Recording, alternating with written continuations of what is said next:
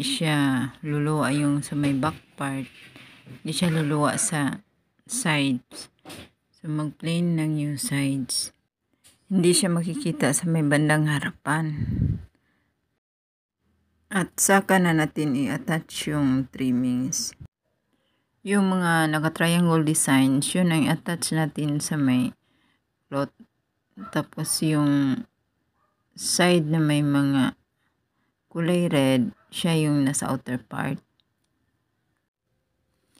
Mas maganda kung itahi muna natin siya sa may puro na part sa button side bago natin siya i-flat sa body para stable na yung pagkakapit sa design bago natin siya apakan ng 216 sa harap.